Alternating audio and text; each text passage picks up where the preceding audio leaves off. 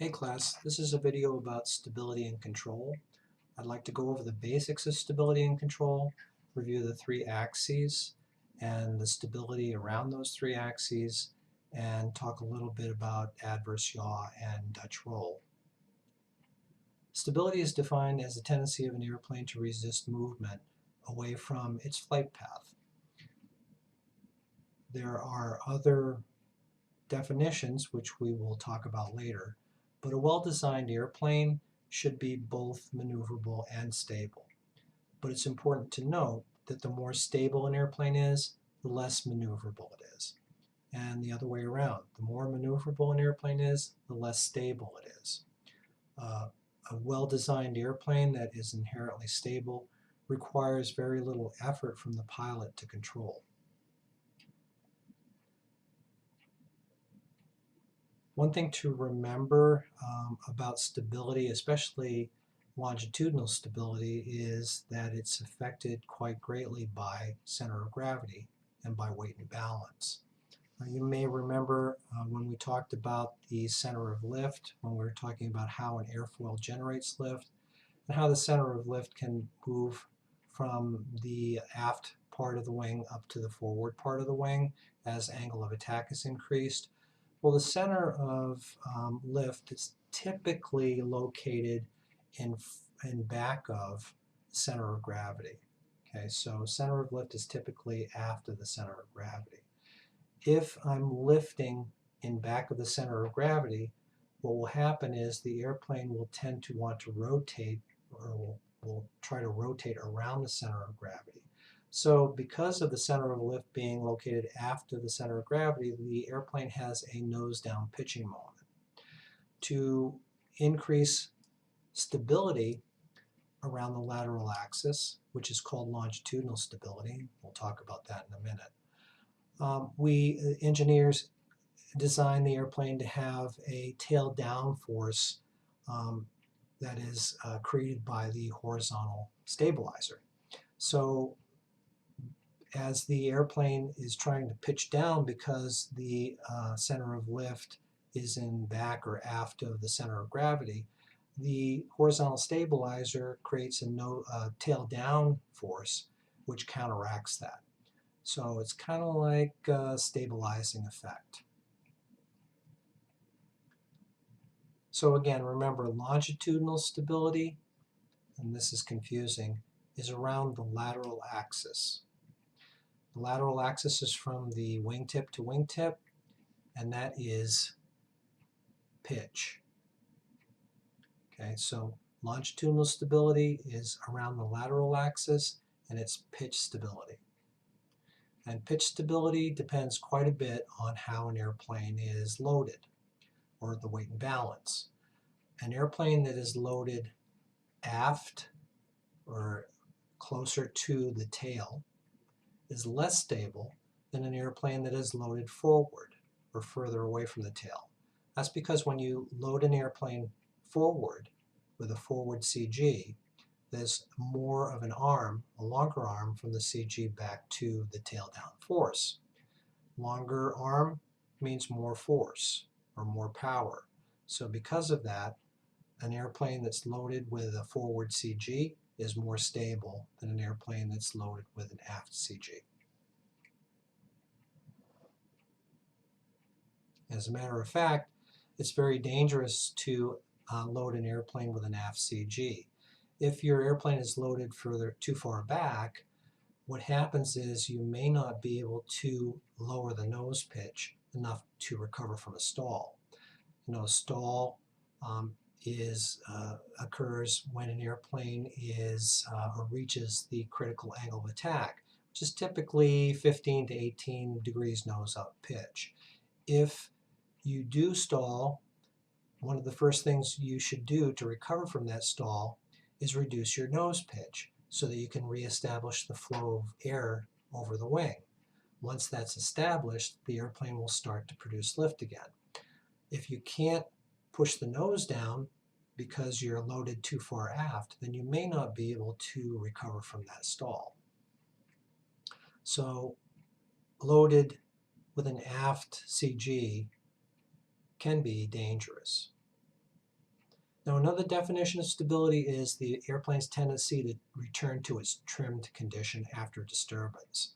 So let's say I'm climbing in my Cessna 172 to 3,000 feet, and I level off at 3,000 feet, and then I push forward on the yoke to level off, and then I retrim the airplane so that I can let go of the controls and the airplane will stay straight and level without much effort on my part.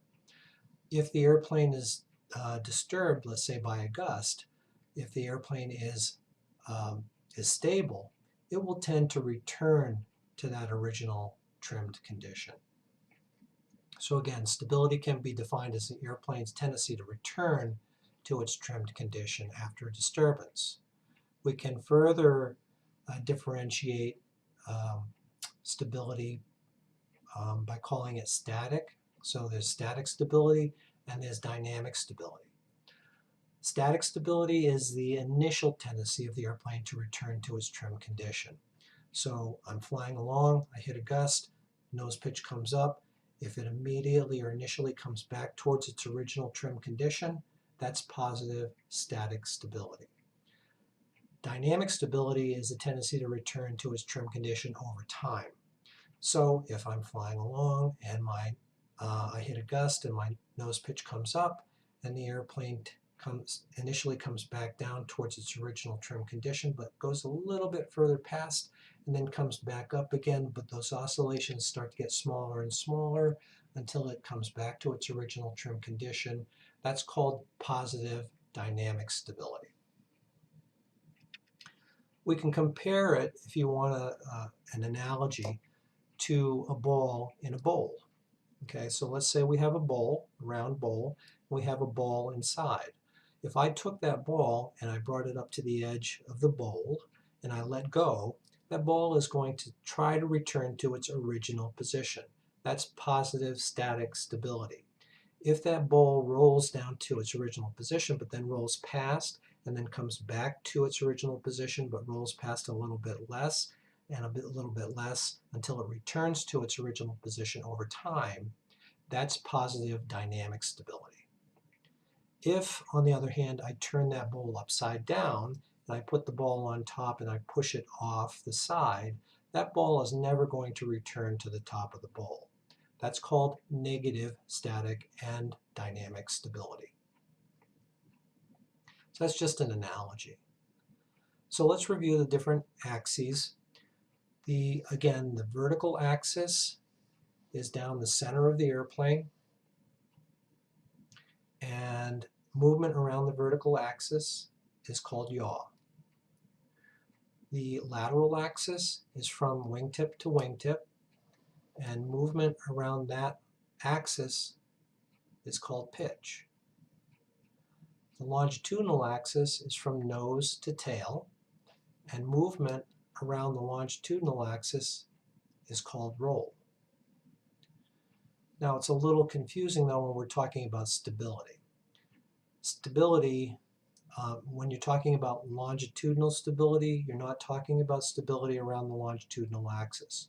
Remember, longitudinal stability is stability around the lateral axis. So the lateral axis again is from wingtip to wingtip. Longitudinal stability is stability around that axis. So longitudinal stability is pitch stability. Lateral stability, on the other hand, is around the longitudinal axis. Again, the longitudinal axis is from nose to tail. Movement around the longitudinal axis is called roll. So lateral stability is roll stability. Okay, that's important to remember. It's a little confusing, but very important to remember. Now, how do we increase lateral stability? Before we talk about that, let's talk about negative stability, positive stability, and neutral stability. We just talked about positive stability. We used an analogy of a ball inside of a bowl. Negative stability, we used an analogy of an upside down bowl with the ball on top. Neutral stability would be an airplane that gets disturbed from its trim condition and then continues to oscillate, never returns back to its original trim condition. That's called neutral stability.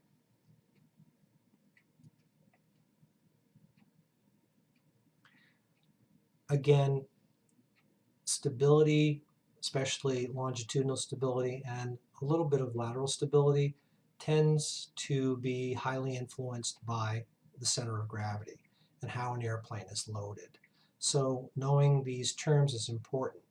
Again, center of pressure is where the pressure around generated by your airplane's lift, the summation of all of those pressures being generated by the airfoil is called the center of pressure. It's where that the largest amount of pressure or lift is concentrated on the wing. The reference datum is an imaginary line that is set by the engineers that design the aircraft, and that line is used to measure back to items in the airplane to get the arm. The arm is the distance from the datum back to the item that's being weighed, and the moment is the product of the arm times the weight, or the distance from the datum back to the item times the weight equals the moment. So those are all terms to remember about center of gravity. So I mentioned lateral stability. Again, lateral stability is around the longitudinal axis, so that's roll stability.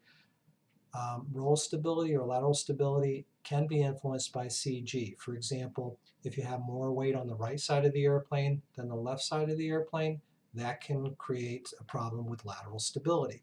If you have more fuel in one tank than the other, again, that's more weight on one side of the airplane, so that can cause a problem with lateral stability. Now, how do we improve lateral stability? Well, one way to do that is to design the wings with dihedral. Dihedral is installing the wing so that they are angled slightly up. And what that does is if the airplane is disturbed, let's say one of the wings comes up, what happens is the airplane goes into what's called a side slip. And that side slip increases the amount of air that's coming in this direction and hitting this wing. In addition, this wing has a higher angle of attack. Because of the side slip, you can see more of the bottom. So what happens is, because of that increased velocity of air and increased angle of attack, this wing is creating more lift, so it comes back up. Okay, that contributes to positive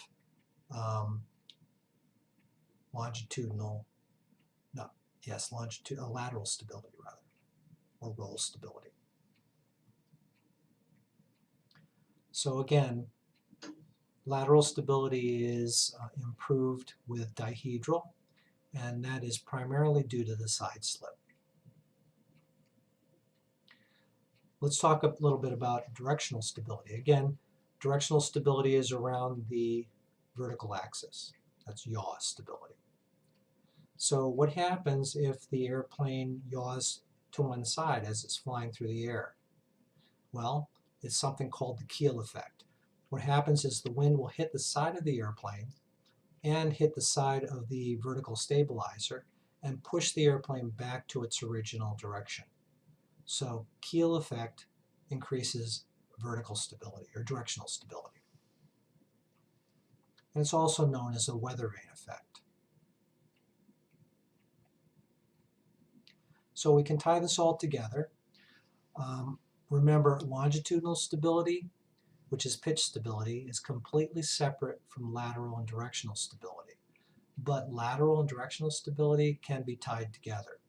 And one way that you can demonstrate how designers have compromised between lateral and directional stability is Dutch roll.